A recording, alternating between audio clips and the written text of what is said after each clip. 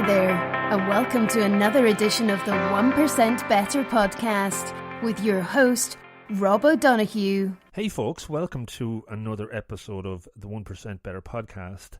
If you're a first-time listener, welcome to the show. I suspect there could be a few new listeners given my guest this week and her reach globally in the singing world. So that's great. Great to have you along. If you're obviously regular, that's also great. Thanks for checking this one out. Before I talk about Donna, just in the last few days, been really busy last weekend. I recorded a few new episodes, did a lot of editing, and recorded actually the intro show for the new podcast, the 15-minute podcast called the 864. Really looking forward to sharing that in a couple of weeks. I'll release that and probably 2 or 3 episodes on the same day to give you a flavour of what that's all about. Feedback from a couple of folks who I've shared that with just to get their insights has been positive. So yeah, hopefully it'll be what you're looking for in the way of a shorter podcast that'll fit into your commute. And I have some really outstanding guests from the US and from Ireland already recorded, and I can't wait to share that. So lots to come there. Just a shout out to some folks over the last week. I got a couple of nice reviews on iTunes. It's always good to get that, to see people from different parts of the world enjoying the show. So thanks to those that did that. If you've never done that,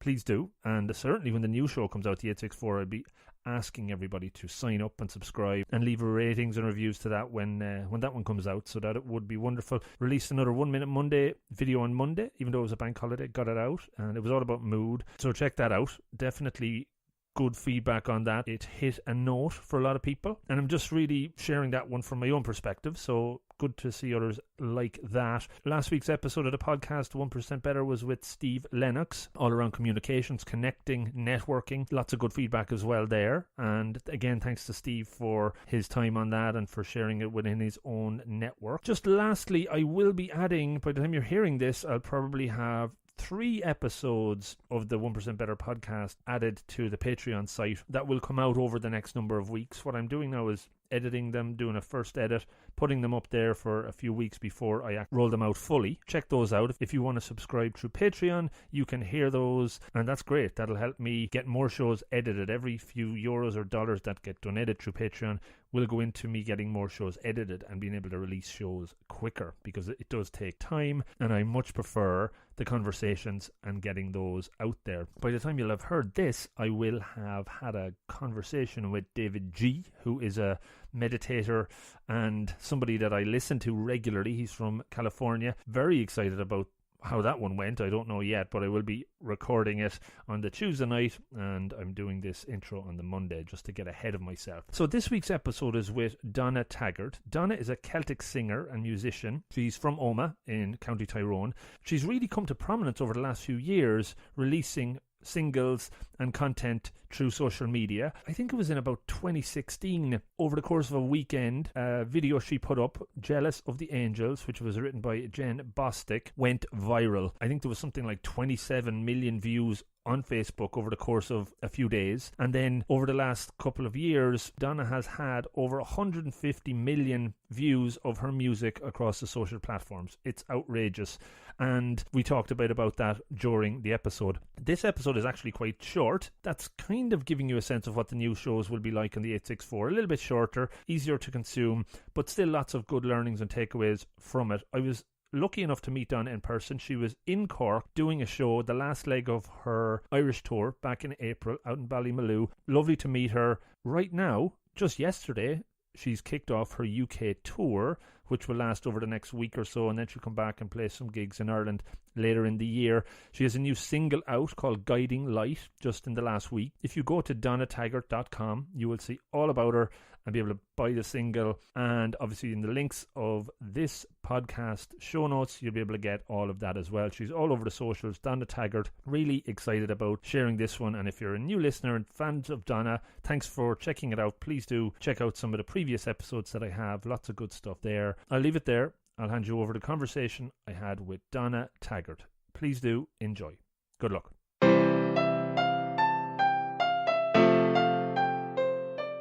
I'm delighted to introduce Donna Taggart. Donna, welcome to the podcast. Oh, thank you very much, Rob. It's great to be chatting. Very good. Yeah, so you're down in Ballymaloe for, it's the last gig on this part of your tour. You've been around Ireland over the last few weeks. That's right. We have been very busy, yes. We kicked off our Irish tour in Galway in the first week in March, and we've very much been on the road since. So tonight marks the last night, and we're looking forward to a well-earned break now this week. I remember looking at the list of gigs, and I think your first one was cancelled because the Beast from the East had come in and thrown things off. And we had a concert Sligo scheduled for Sligo, and it had to be cancelled, as did everything. I think the country just shut down and had come to a standstill. We're not able for that sort of weather yet. No, we're not. But look, everything is good to go tonight. And you played in this venue a couple of years ago when we were talking offline. You said that. Yes, I was here 2 years ago. I was down singing with country star Derek Ryan. I was saying to you just before we came on that I was 39 weeks pregnant. So I was very brave. My son Matthew was born a week later. Wow. So I suppose the journey down this time round wasn't as nerve-wracking. We didn't have to map out where all the nearest hospitals were. God, just in case. But so you got through fond memories of down here. Yeah, brilliant. So Donna, thanks again to come on. I just wanted to talk a little bit about your career, but I always like to ask my guests their earliest memory, or what comes up when you think right back to some of the first things that you can remember.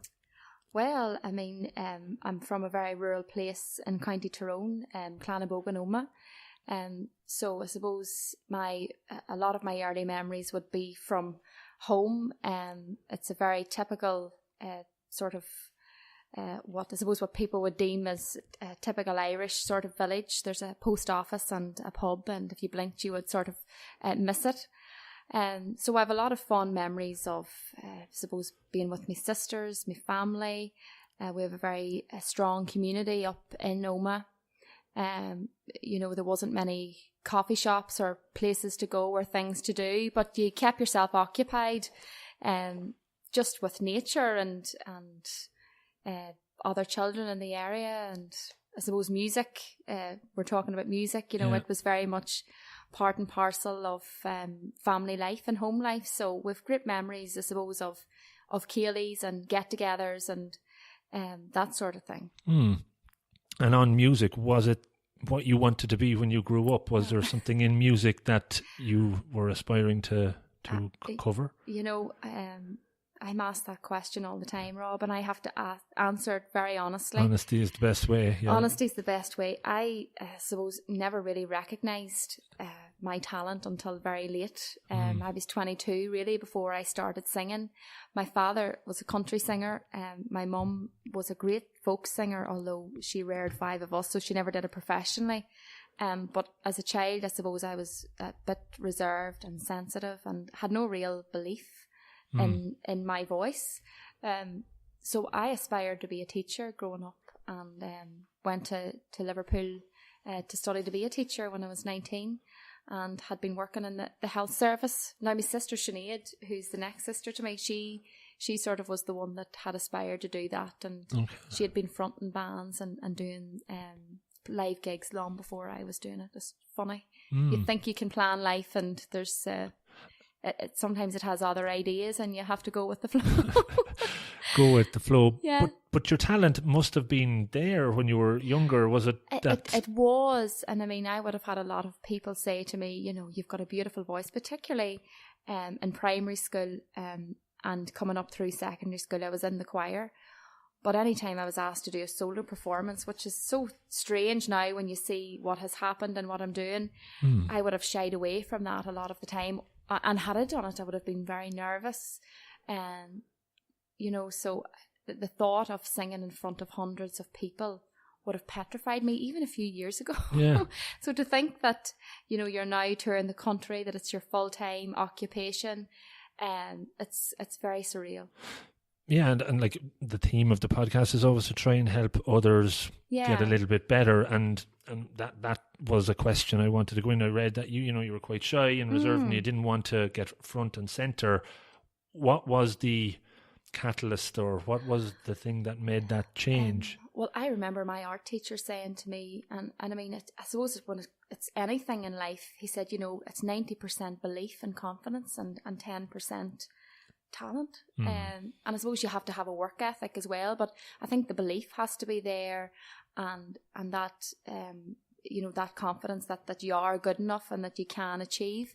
But I met my husband when I was 22, and I suppose he recognised very quickly that there was something there, and he said, why don't we just record a few songs? And we did that, and the reaction locally was huge.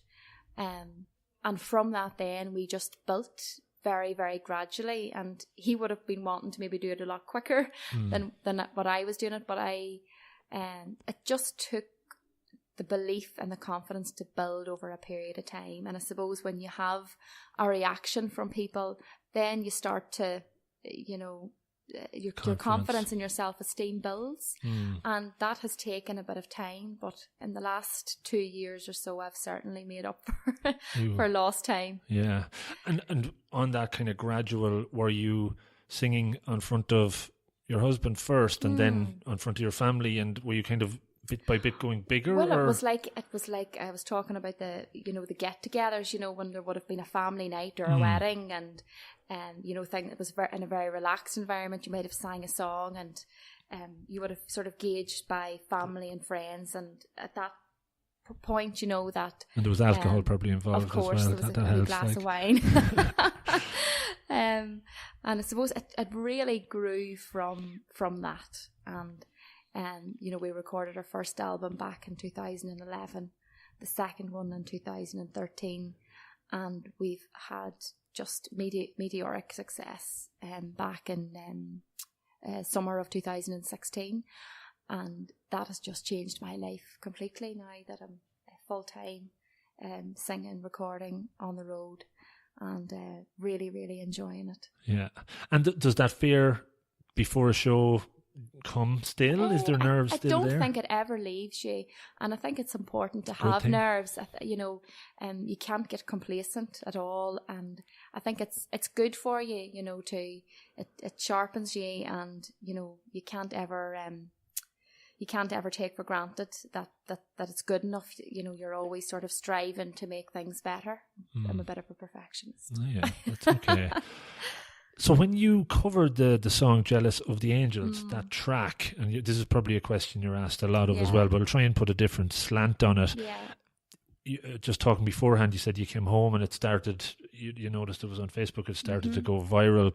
What kind of went through you at that time? What was the thoughts? Like, did it overwhelm you? Was it exciting, nerve-wracking as well? I mean, I suppose it's like anything. When you're at that moment in time, it's very difficult to comprehend the magnitude and how huge it was, and what was going on around you. I think it's only maybe when you look back that you can really fathom what was going on. But I just remember sort of being, I was very shocked, because we had 25 million hits in 1 week, and we had the billboards in the US writing to us to say that my album had charted in the world catalogue billboard charts, and I suppose all of that you were trying to process and get to grips with. But at the same time, I was very humbled, and there was tens of thousands of people writing to me to say how the song had touched them, and how it had, they were able to relate to it. And I suppose at that point I wasn't able to get back to everyone, but I suppose you felt part of something very special when you were able to see the ripple effect that your music has had on people. Yeah, and that obviously probably gives you even more confidence and belief in yourself. Absolutely, as well. And I suppose one of the first things actually that I did was contact the writer of the song, Jen Bostic. She wrote it with two other guys, Zach Runcrest and Jimmy Fortune. But Jen had wrote it from her own experience of losing her dad, and I thought it was very important just to touch base with her. It was born out of her grief. Yes, I can relate to it, as can millions of other people. But it was important, I suppose, that for me, that she was part of that journey, Yeah. And she obviously liked the version as well, I presume. She did. And, I had my debut tour in Ireland just a few months later, and she flew over from Nashville, and she We performed the song together in the National Concert Hall in Dublin. So, I mean, it's not often that happens, that such a friendship is born from the singer and the songwriter, but that happened in our case, and I think that adds just to the whole journey and the sentiment of the song and how it came to be, and you know, the fact that it has reached every corner of the globe now at this stage. Yeah, global known name as a result. It's over like 150 million in total. It's at 150 million right across social media platforms now, and has had huge success. But you know, it's strange, you don't feel any different, and your feet still have to remain very, very firm on the ground, you know. But you know, I feel very privileged that I was part of something very, very special. Yeah, and sure, look, there's plenty more opportunities down the road as well of other things to happen. Well, that's it. I mean, I haven't stopped really since it all has taken off, and I've been doing a lot of touring, and I've been doing a lot of live performing, and I suppose what I'll do after the next over the next few months is take a bit of time out and a bit of time off to concentrate really on new music and to writing a few songs myself and getting back into the recording studio. You know, that's very important. Right. Just on writing material, is that something you've done on your previous 2 albums? Have you really No, started? It's not actually. Okay. Up until this point, I have been an interpreter and a singer of songs, and I suppose always recorded songs which I felt I could relate to in some way in my life. You know, if it didn't get me in the first 2 lines, that was it. You know, I think you have to be able to relate to it. But I think when you put your own story on paper, it takes on a completely different meaning altogether. And just before Christmas, I flew to London, and I have began the writing process. Right. You know, so that will, again, it's a craft in itself, and it'll take some time to nurture that. But the process has begun anyway. The process has begun. Like any process, there's numbers of steps along the way, and it's very structured and probably a formula, is there? That's right. And I mean, a lot of that's why, you know, I had to go and learn from people that have been doing it for many years. And I mean, I might not know the structure to how to write a song. I do now, but one thing I suppose that I do have is that I have a lot of life experience. I have worked in the realms of domestic violence and mental health and with children for many, many years. And I suppose coming from a caring profession and a caring background, a lot of the time you see the harsh realities of life, and I think that aids the writing process as well as all of what you've been through yourself and all of the happy times that you've had. And I suppose as a woman in my 30s now, and you have that experience, I think, you know, it's a good time to start writing. You know, there's a bit of depth to it, if that makes sense. Dip into what you've learned. And that's it. You know, there's certainly, like a lot of the songs I sing, there's meaning and sentiment, and there's nothing shallow really behind any of it. Good to hear. Nothing like a bit of depth behind the music. The tour is coming to an end, this part of the tour. Right. What was the biggest challenge of this one? I suppose you're out on your own. I know you're away from your family and kids a bit of the time as well. What kind of unexpected challenges came up? Well, the Beast from the East was one of them. Well, that should be expected. I think there was about 4, wasn't there? That was one of them. I suppose I wouldn't have found as many challenges really this time round, because I have been on the road now for... the first time round now was different than my first ever tour. I suppose you had the challenge of the nerves, the adrenaline, the fear, all of those things. And I suppose this time round I felt possibly a bit more at ease, in that I knew what I was doing, I knew how it worked. But I suppose with any tour and any show, you always worry, is it good enough? Have I put enough work in? How can I improve it? Are the audience going to enjoy it? Are the people that have bought tickets? Because you can't underestimate what it takes for people to book tickets and taxis and get babysitters and to come out. So you really want it to be as good as what it can be. And that for me is always the challenge, is ensuring that I keep my perfectionism at bay.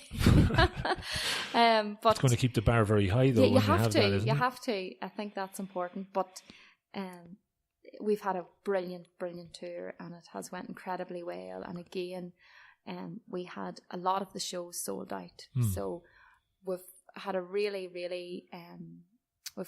good time. And as I say, we're in the UK now in June for the first time. We're doing a 2-week tour of England and Scotland, and after that we'll enjoy a very well-deserved break. Absolutely. Now you have your own tour. Do you have diva-like demands on your tours that, like black toilet roll is one I've heard, or bathing in milk or something? If I ever get to that stage, that will be the time that I will know enough's enough. Yeah. You've got carried away from your humble home and beginnings now. Absolutely not. And I know, you can see how easily it can happen. And certainly when you're surrounded by a lot of people in the business, sometimes you see how maybe being in the industry for a lot of years and believe in the hype. You can't believe the hype. You're an ordinary person like everybody else. And sometimes myself and my husband joke about this. If I ever give out to him, he uses it against me, and he said, "Now don't you be getting too carried away with yourself, Beyonce." But no, my feet are firmly in the ground, and I hope to God that that's always the case. Yeah, which it will. I'm sure it will. Yeah, I can't imagine you massively changing your values at this point. No, definitely not. There's an advice question I like to ask, and it's I suppose if you look back 10 years, just before this all began, what would you say to yourself if you could? Well, 10 years ago, I would have been 22. I'd have just been coming out of college. And I suppose I had a very set plan on what I thought life should look like. Right. It was going to be a very, I suppose, routine and structure of a 9-to-5 job, either in the teaching profession my advice would be is don't plan and be open to what comes your way, and don't fight change, because change can sometimes be a good thing. And certainly I always knew that I could be a singer full time. I knew even before any of this happened, just the reaction to what I had already recorded, the amount of emails that was coming in way prior to anything ever going viral on Facebook. But I was always reluctant and resistant. I didn't have the self-belief, and I always was trying to maybe control and plan. And sometimes you have to let go of the control and believe in yourself. That's my words of wisdom. Yeah, no, it resonates. Like, I think when you have a very structured, it's difficult to let go, though. It is. And I mean, I'm the same as anybody else. I suppose you come out and you worry about saving for a deposit to put down in your new first house, and all of those things. And along the way, then you become quite rigid. Maybe is the word. And there's a whole world out there, and you can achieve and do lots of great things, but you have to go with the flow. And I've been doing that in the last 18 months, and I would say that it's been the best few years of my life. Brilliant. So I'm glad to hear that it is a positive experience. I guess, is there influencers that you have had along the way that have helped, mentors, or even obviously your husband is probably a massive one, but is there any others that have helped you? In terms of music, or just in life? Just in general, maybe both even. Well, I mean, I suppose your family have always been a huge support, but I would have had a few really great teachers at school, right? That helped along the way, and work colleagues. I mean, even work colleagues from my previous jobs. I mean, I would have always been doing music on the side. They were always a great source of support as well.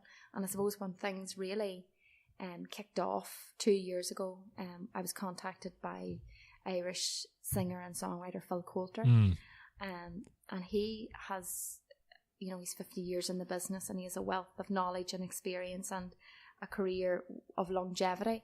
So he was very quick to give me a lot of advice, and suppose brought me under his wing a bit. I went out on tour with him prior to doing my first headline tour, and spent a few weeks with him in America. So he's been very good to me, as have others, in the business. And no man is an island, and I suppose I couldn't do it without the support of my husband Colin, who drives me here and there and takes a lot of the pressure off with a lot of admin and emails and all of behind the scenes stuff that maybe people don't see. They don't see that less glamorous side of the harder stuff that needs to be done. Brilliant. I'll just end with one or two quick ones. Do you have any pre-show superstitions or anything you do before you get out there? It's funny that I always bless myself. All right. But, that's would have been a habit in our house at home, And I just take a deep breath, and I do need calm and I need quiet. If there's too much hustle and bustle around me, it makes me nervous. So for the last 10 minutes just before I go out, I need complete silence, a bit of a breath, and I say a line or two to the man above. Right. And I'm not joking when I say that does help calm me down. It really does. Yeah, like it's probably a mantra. Like I talk a lot about meditation. Well, it's a bit like this, giving it up. You can worry and you can fret and be riddled with anxiety. And sometimes if you just let it go, and say, I've done all I can. I have to give it over now till a higher force. It settles you, and that's what settles me before I go out. Very good. Just on that, as I said, I mentioned meditation and kind of keeping in the moment and calm. Right. I do a lot of that myself, and a lot of the guests I talk, nearly everybody seems to do something. Is there anything you do to kind of de-stress or to kind of calm? That's funny. A lot of people have spoken to me about meditation. I can't get the time, and I should, because a lot of people have spoke to me about the benefits of it and I suppose a lot of your anxiety with anything comes from thinking too far ahead, or in and the past or forward, and thinking that everything has to be done today. Yeah. And if you just say, right, this is the task at hand, I haven't, you know what I mean? That does settle you, and you can only do what you can do in a given day. So I do try and sort of live by that, take one day at a time. If you're trying to build Rome in a day, of course you're going to get anxious. You just have to. You just have to work, keep at it, and not become overwhelmed with the enormity of what has to be done. And that's, I suppose, the case in anyone's life, regardless of what your job is or what pressures you have. Yeah, it's interesting that you mentioned about the meditation because you have so much going on. One proverb, we're not going to say it properly, but it's if you have a busy day, you do 30 minutes meditation. If you have a really busy day, you do an hour's meditation in the morning because the more time you meditate, the more focus you have to get more stuff done during the day. Well, that's it. It's about quieting the mind. And often I would find that, when you're under a lot of pressure and there's a lot of things to do, your head almost becomes fog-like. You can't, and your decision making then is compromised because your head is so busy. Yeah. And a lot of the time, it's your perspective on busyness and what you have to do. And as you say, if you could just settle the mind and quieten it, a lot of the time you've greater perspective and clearer thinking. I don't know, I haven't tried it, but that is what I'm told. Well, you're probably doing it in ways like meditation has many different forms. So even if you're saying a small little prayer, that's bringing you into the moment. It's kind of a mantra, and it is like religion is a form of meditation. People just probably call it something different and whatnot. Right. I won't go down that route anymore. That's a whole other podcast. That's right. Donna, I know you're about to get a sound check going on here, so I think we'll wrap it up. Of course. But just before we do, call out how people can get in touch with you, maybe even follow you online and even with your shows coming up in the UK. Yes. So we're in the UK for 2 weeks in June, sort of around the London area, Birmingham. And all details are on my website, donnataggart.com. Facebook is also just under Donna Taggart, Instagram, Donna Taggart Music. And you can just Google Donna Taggart. You'll find plenty. There's plenty there, and the social networks will continue to hopefully be a positive for you with all the new stuff coming out. Yeah. Look, thanks so much. Best of luck with the show tonight. Best of luck with your own writing process. I'm fascinated about that. That'll be interesting to see how that goes. Hopefully that's going to be out towards the end of the year. End of the year. Yeah. Very good. Brilliant. Thanks so much for your time, You're Donna. very welcome. Thank you Take very care. much, Rob. Bye-bye. Thank you. How was that? Did you enjoy it? I hope so. If you did, please like, share and do all that other good stuff that only takes a second on social media but means an awful lot to me as it spreads the reach. You can get the details from the show in the show notes on the website robofthegreen.ie. In there you can share the show out with others. I really just want to touch on 3 other quick things. 1, feedback. I learned so much from it. Without it, I can't improve. Please give me a bit of feedback, positive, negative, constructive. Would you recommend a book? Do you have any other ideas for guests? How about more video? Let me know what you want and I can make it happen. I will try. That's number 1. Number 2, sharing is caring. This year I'm making more of an effort to try and expand the reach. Facebook, there's a page and there's a group. The 1% Better community on Facebook is where I really hope new listeners go to, share ideas, comments, in general things that they could help others with. That's what it's there for. Follow me on Spreaker.com, that's the new host. I'm on Twitter, growing not exponentially at all, but slowly, so please follow there.